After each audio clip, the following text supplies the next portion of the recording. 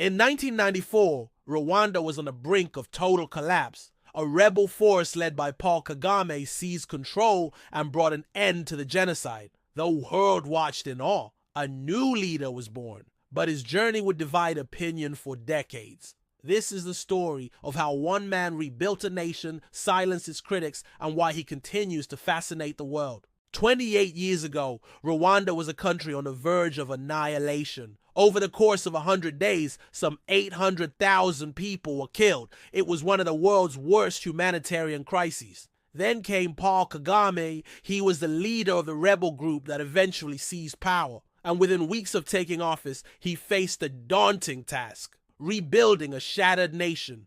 Today, Rwanda's capital, Kigali, is home to towering skyscrapers, wide boulevards, and thousands of students heading home from school. The city looks more like a typical African success story. Yet it took only 2 decades for Rwanda to transform from post-genocide despair to middle-class aspirations. Rwanda's economic growth has averaged over 7% annually. Its government has been praised as efficient and incorruptible, and its security forces have been deployed around the region to maintain peace. So much so that Harvard University conducted an in-depth study of Rwanda's reconstruction. Kagame himself has become a darling of global elites. He regularly rubs shoulders with American presidents, Chinese premier, and everyone in between.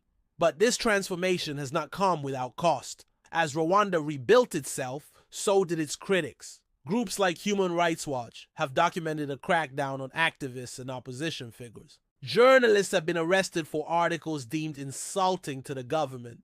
And according to a recent UN report, Rwanda has the highest number of refugees in Africa, many of them exiled for opposing Kagame. So what explains Rwanda's evolution from the world's most hated leader to its most celebrated? Many credit Kagame's leadership and his ability to stay in power for so long. But the story doesn't end there. It's a story of 2 narratives, 2 stories of the same country. Some say Kagame is a liberator who ended the genocide and gave them hope for the future. Without him, they may argue, Rwanda would still be stuck in the rubble of 1994. Today, Kagame enjoys a staggering 95% approval rating. His face adorns billboards across the country, and every July, hundreds of thousands of Rwandans take to the streets to celebrate his return to power. However, there are also fears of a system with limited space for dissent, even 28 years after the genocide.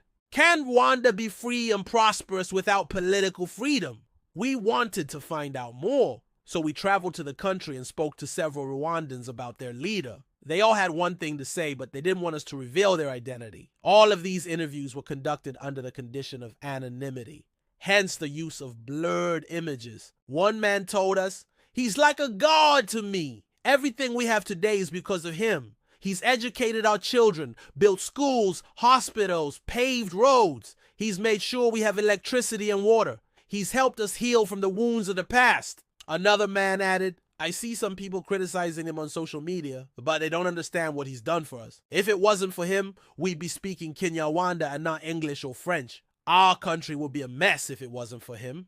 Kagame might be a divisive figure on the global stage, but back home, he's almost revered like a god. Many Rwandans we spoke to said they felt safer under his leadership. They said they trusted him to protect them from neighboring countries who had threatened war. Above all, they said they appreciated his honesty and work ethic. "He doesn't steal our money," one woman told us. "If there's a problem, he says he will fix it." And he does. He's a man of his word. Critics say Kagame's iron fist has stifled Rwanda's potential and left it poorer than it should be.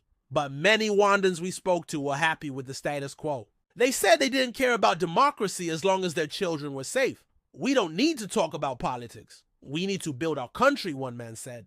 "You can criticize him, but behind closed doors, you will vote for him." So how did Kagame transform from a rebel leader to a controversial statesman? Many point to the international community for continuing to support him despite his flaws. Some say they did it for the sake of efficiency. After all, Kagame is seen as incorruptible and focused on his job. He's credited with bringing stability to volatile regions, including the Democratic Republic of the Congo and Burundi.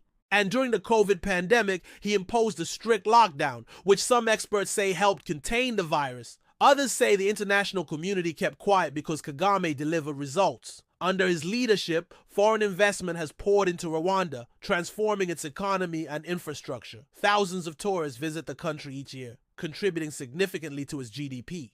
And unlike neighboring countries, Rwanda has never experienced a major famine or disease outbreak. But perhaps the biggest reason Kagame continues to get away with it is because he plays the victim. He blames the West for the genocide, saying the UN should have intervened earlier. And he's frequently criticized the BBC for what he calls a biased perspective. The question is, as long as Kagame keeps playing this victim, how long before the international community sees through it?